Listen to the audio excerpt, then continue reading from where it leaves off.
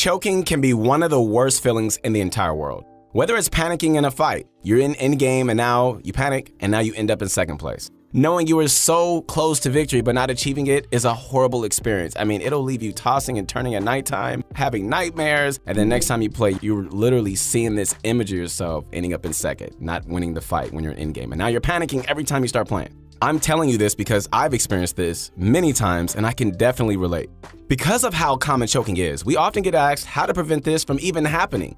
Luckily, for those of you in need, there are several ways you can change how you think, right? And how you can play that can help prevent chokes from happening.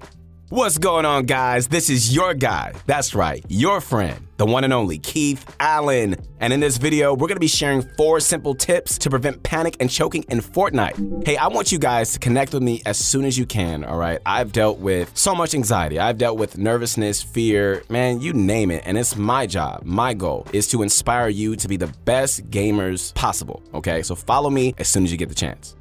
You know, feeling nervous and choking are just normal parts of human behavior, and they can be especially hard to overcome. There really aren't any tricks that will 100% prevent panic from occurring, but with good focus, guys, the right mindset, and by learning from experience, which is important, you can definitely reduce the amount of stress and anxiety you feel during a game, all right? So be encouraged.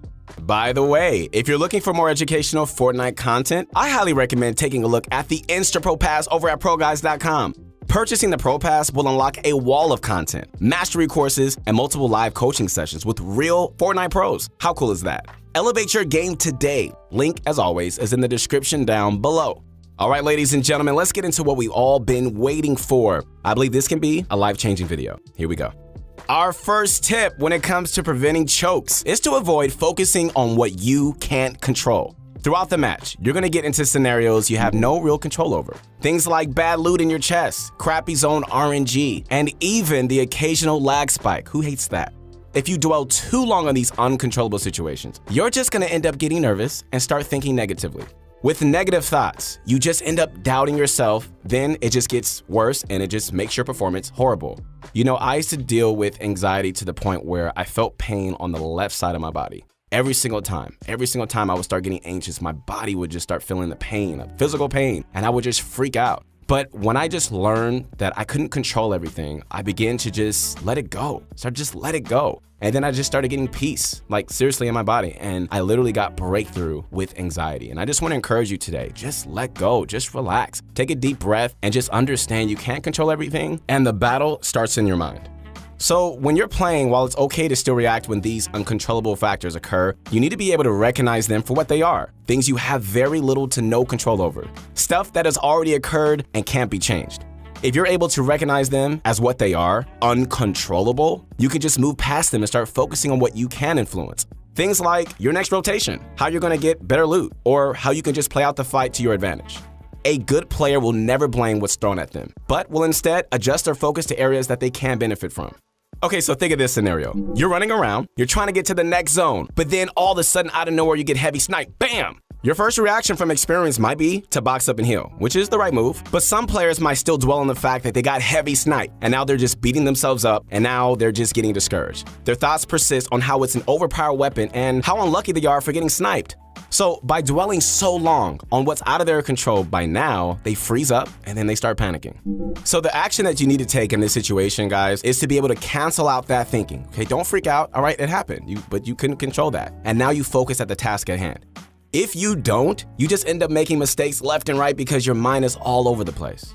So when you get heavy sniped, you box up and you use your heals, right? But as you're using them, you should be thinking about how to deal with the current and immediately upcoming scenarios. Things like what direction the snipe came from, or whether or not the sniper is pushing you.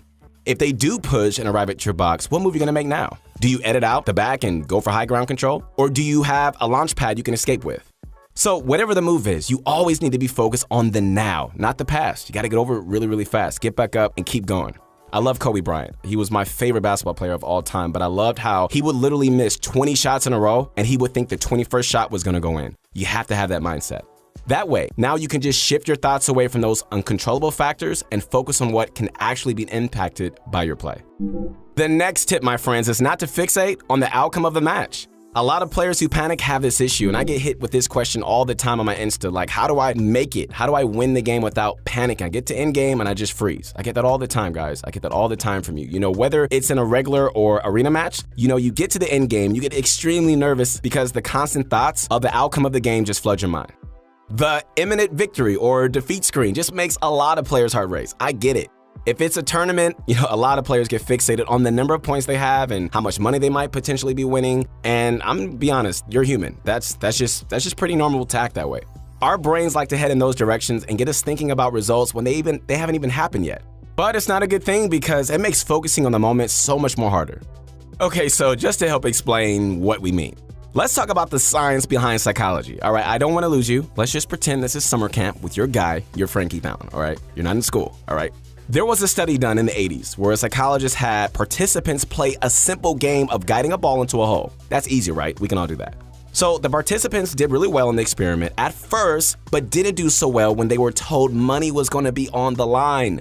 When they were also told a spectator, a fan, was going to be watching them, that also diminished their performance as well. Participants were just too focused on the potential money they could possibly win and what the spectators were going to be thinking about them. Having their thoughts geared toward the outcome of the game shifted their focus away from the actual task and their ability to succeed. And because of this, a simple thing that you could do so easily got messed up. As a quick side note, Fortnite does actually have an option to turn off the number of spectators showing in the bottom left. So if you're one of those players that do feel the pressure of players watching you, I get it. Hey, you could just turn off the spectator count and it may end up being useful.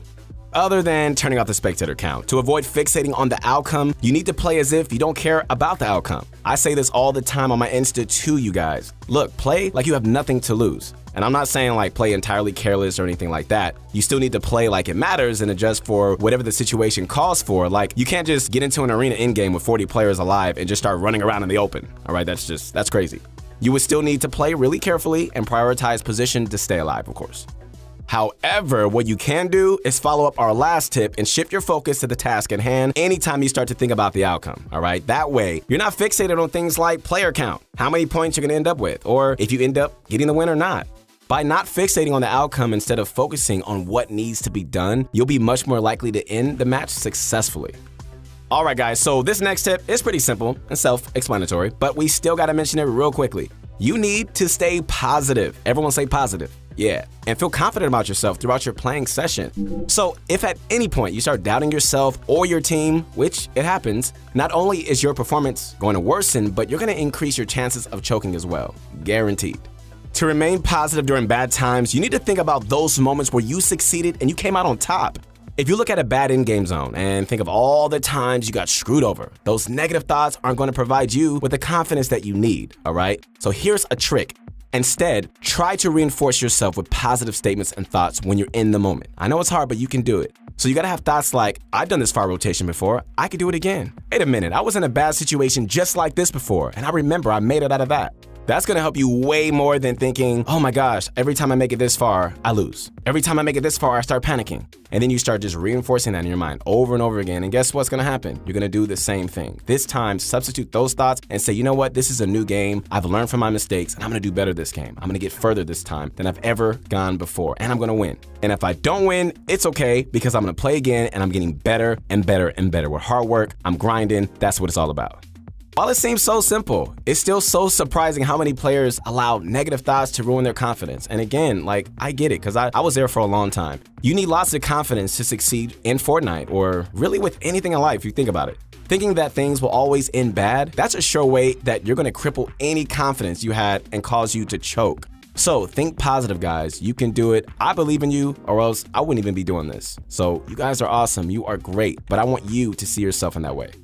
All right, so before we get into our last tip, hey, if this has impacted you already, I need you to send this out. You guys got to share this with your friends. If you know anybody who's struggling with confidence, struggling with like self-esteem or whatever, like send this to them. Like, I believe this is really going to help them, all right?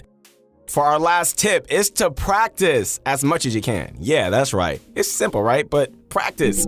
We know this probably may be like a whatever sounding tip to you, but you would be surprised of the impact practice makes on whether or not you get nervous. Think about it. Would you be more nervous in your first tournament or in your 10th? Well, that's a pretty obvious one. I hope you would say the first one. Otherwise, I think you need to be checked out. All right, so what about when you get third party? It's your first time experiencing one, and you may not know how to react. But if it's your 100th time experiencing a third party, what do you think is going to happen? By this time, you've learned from your mistakes, and you've gotten to be more successful. And by now, you have a much better idea of how to play out this scenario. The idea is that practicing under stressful situations will just get you used to those moments. It'll help you develop strong, almost like autopilot-like skills, where you don't even really need to think about what to do next, you just do it. It's just natural. That's something that just can't be learned traditionally, and it's just something that you get with a lot of practice. Practice makes perfect, for real. You're probably watching this right now, and you're probably thinking, I practice all the time and I'm still not getting better. Is that you? Yeah, you right there with the shirt on. Yeah, you. I'm talking to you. It just can't be any type of practice though. It has to be the right type of practice. So a lot of players don't get this. I get hit up with this all the time as well. They wonder why they're not improving. If you spend most of your time in creative working on your builds, you haven't learned anything related to the Battle Royale game mode. Things like dealing with bad RNG, fighting multiple opponents, and learning to deal with storm fights are things you can't exactly learn in creative mode. The opposite is the same too. If you only play Arena and you haven't hopped into creative in a month, you can't be too surprised if you end up choking during a build battle. Haven't practiced enough to develop the ability to autopilot while building, which can lead you to choking your builds. This is why playing aggressively in pubs or Arena is one of the best ways to rapidly improve at the game. The aggressive playstyle forces yourself into so many high-pressure situations that you end up learning the do's and don'ts of Fortnite really quickly. If you're trying to improve at the game, it's a much better playstyle choice than playing passive and just going for the win.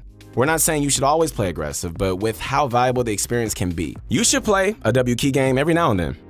Just to close things out, let's talk about FaZe dubs for a bit. While many pros are really good at keeping their composure, we think Dubs is a fantastic example of a confident player who knows how to stay focused. When things don't go his way, which happens for all of us, he doesn't think about all that went wrong. Instead, he focuses on the current scenario and what can be done. Sure, okay, he might make a small fuss sometimes, but he doesn't stay complaining for too long. He's really good at recognizing those uncontrollable factors that we've been talking about, and he knows how to shift his focus to what needs his immediate attention. Take a look at this example, all right? Dubs is playing pro scrims with Booga and Bizzle when suddenly Booga gets caught out and dies in a terrible spot.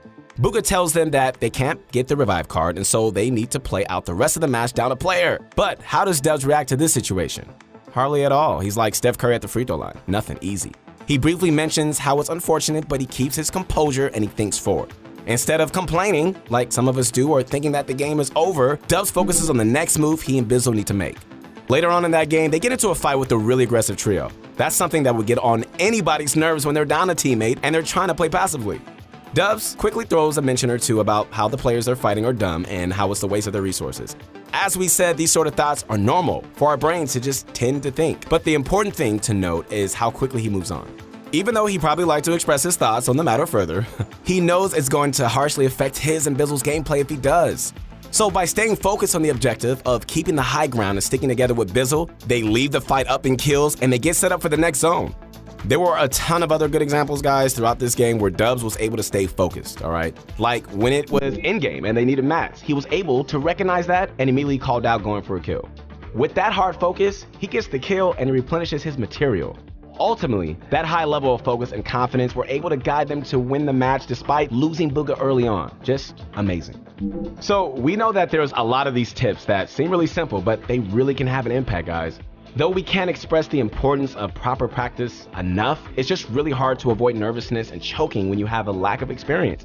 Practicing under pressure is the best way not to feel nervous, when that situation occurs again and again, right? And we know that it can take a while to practice to the point where everything is second nature. That's why you need to also just keep a positive mindset and focus on the task at hand.